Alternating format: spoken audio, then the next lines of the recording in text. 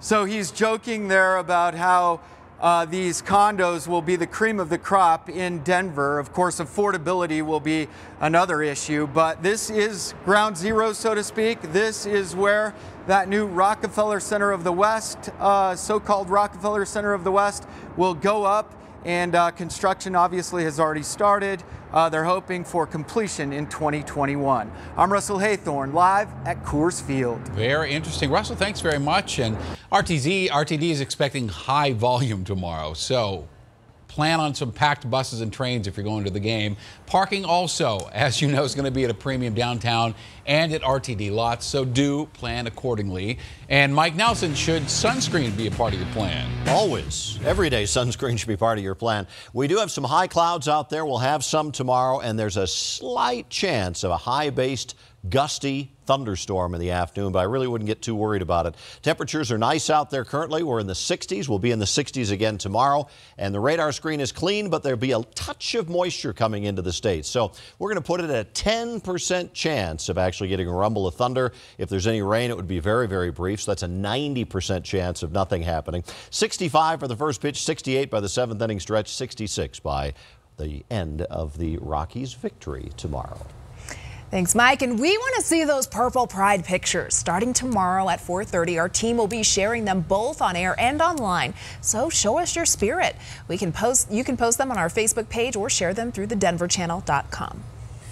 In our Colorado, innovative companies are looking to come to Denver, try to nab that office with a view, but that can be tough and also pricey. Now a new trend, co-working spaces may be helping keep Denver's growth going, benefiting all of us. Denver 7's Jackie Crea is live at WeWork's newest location and largest in Denver. Jackie.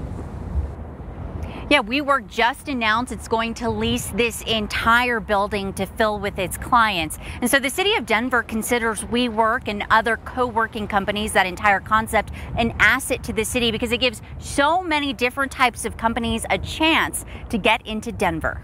So this is our humble abode. For 2.5 years, Scott Kagi has worked in this smaller office commuting from Castle Rock. I could change our office to somewhere in Castle Rock.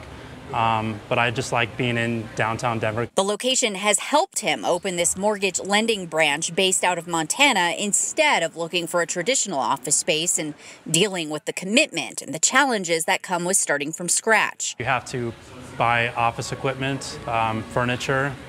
You have to figure out how your phones are going to be set up. This WeWork space in downtown Denver was perfect, fully furnished and month-to-month lease options. It's a real social atmosphere. You don't feel like you're in a cubicle. You might have heard of it. WeWork spaces are popping up everywhere, 9 locations in Denver alone. There are similar companies too, like Serendipity or Thrive. Even the city and county of Denver have a similar concept at the Commons on Champa. The co-work spaces help attract everyone from startups to large corporations to break into the Denver market. We call it test driving our city, and they decided they liked it and have moved on to lease permanent space of their own here. The worry that WeWork is taking up too much real estate and boxing out others isn't there, she says. And if you look to see how much available space is still for rent here in Denver, there are large chunks of space still available.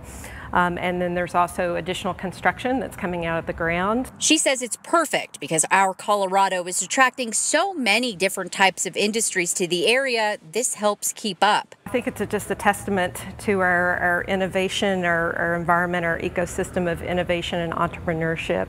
That there's a demand for that kind of space, and companies want to be in that collaborative environment. In Denver, Jackie Crea, Denver 7.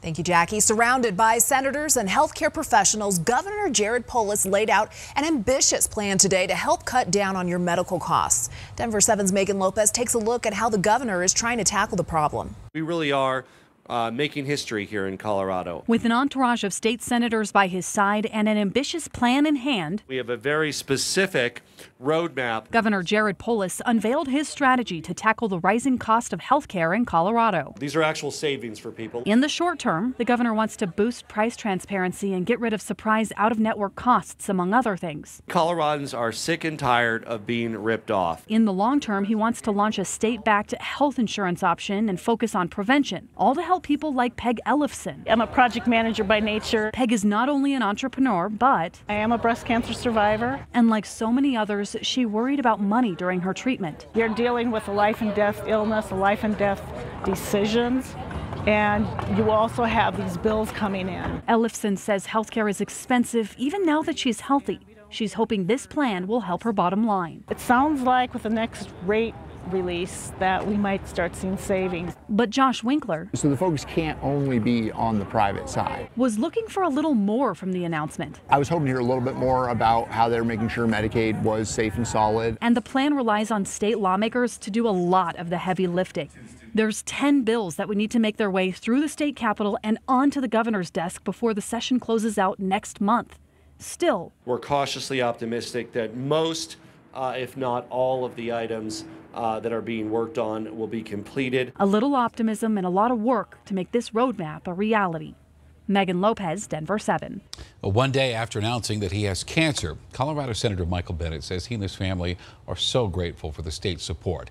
Last month, Bennet was diagnosed with prostate cancer. It was detected early, he says, so he'll undergo surgery back here in Colorado in the next few weeks. And Bennet says his prognosis is good. He says he'll be back at work after a brief post-surgery recovery. We've learned new information about that deadly crash yesterday in Weld County involving a semi and train. Troopers say the driver of the truck disregarded a stop sign and was turning when it collided with a freight train. The truck was pushed for more than half a mile. Both the driver and passenger were killed. Looking ahead to next week, the Denver doctor accused of distributing child pornography will be in federal court.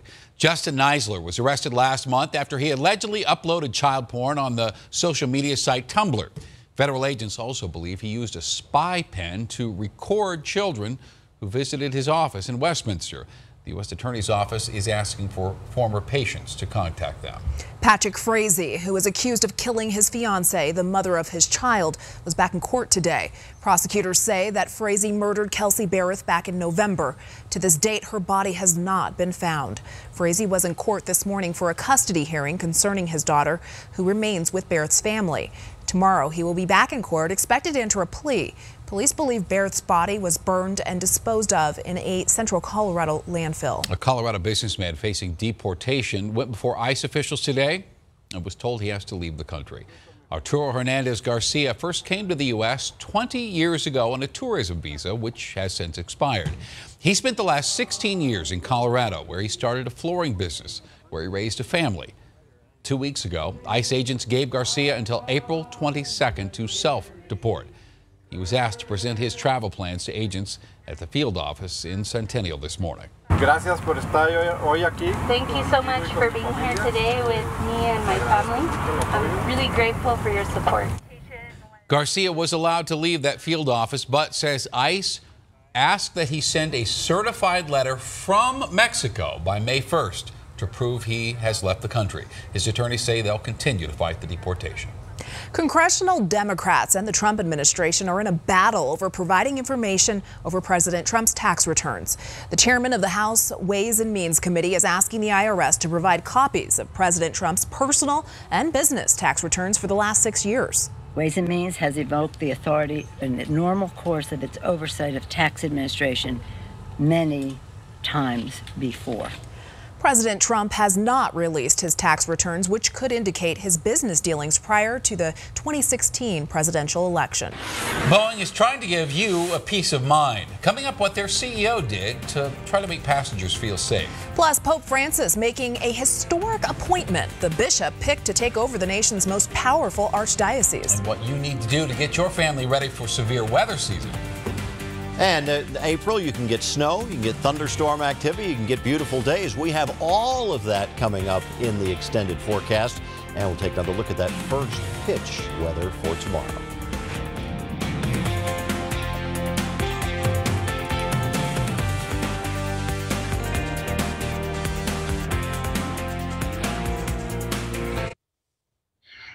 Pope Francis has named a new archbishop for Washington, D.C. Wilton Gregory will be their first African-American archbishop, also the country's first African-American cardinal.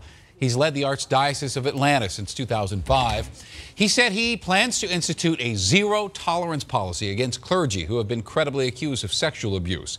Gregory replaces Cardinal Donald Wuerl, who resigned last October under pressure from Washington Catholics upset about his role in the sex abuse crisis. Some good news for coastal areas. Forecasters at CSU are predicting a below normal hurricane season. They are anticipating 5 hurricanes this year, with 2 that are considered major, meaning Category 3 or higher. Keep in mind the new forecast does not predict where the storms might form or if they will make landfall. Colorado State will update the forecast in June, July, and August to increase accuracy. Severe weather season is approaching. That means it's time to prepare for tornadoes, thunderstorms, hail, and flooding. So are you prepared? Ready.gov has a few suggestions for what you should keep on hand in the event of a weather emergency. Top of the list, food and water. Make sure you've got enough water for each person to use 1 gallon a day for drinking and sanitation for at least 3 days. Being prepared can keep you safe and healthy in an emergency. Remember, should you need to evacuate your home, pay attention to signs and never try to drive through standing water or over power lines. I would add to that the Storm Shield app keeps you ahead of just about any bad weather coming this way. You know, Storm Shield's been around for a while now, since 2012, but it works great because it uses the smart technology in your phone to let you know if you're inside the little tiny square that's the tornado warning, the severe thunderstorm It's like warning. having Mike Nelson right in your pocket. It's so true. It's so true. Nothing to worry about for this evening, folks. A beautiful evening. 60 at 7 o'clock, 57 by 9 p.m., 52 by 11 p.m. Let's take a look outside. 65 was the topper today, starting out this morning at 35. Air quality is good. Normals are at 59 and 31. And as far as current conditions, we're still in the mid-60s out at DIA and downtown. Pressure 29.99. Winds are calm. It's a great late afternoon in April. Yesterday's showers and storms and some mountain snow off into the Midwest. Drier air coming in. Next storm approaching, but doesn't really come in here until Saturday, and it's a rather weak affair. So overnight tonight, we will just have some high clouds across the state. And with that cloud cover, that's going to help keep the temperatures a little bit higher. Low about 40 in Denver, Fort Collins, 41 degrees, Colorado Springs and Pueblo. 20s and 30s expected in the mountains. And a pretty mild start to your day tomorrow with readings in the low to mid 40s over most of the Denver metro area. Just some high clouds expected. Now, there is a little bit of what we call mid-level moisture that's up there at about 15 to 20,000 feet. By midday tomorrow, there'll be some scattered rain and snow showers developing in the mountains. It's still dry and mild and partly cloudy on the plains. In the afternoon, scattered, even isolated rain and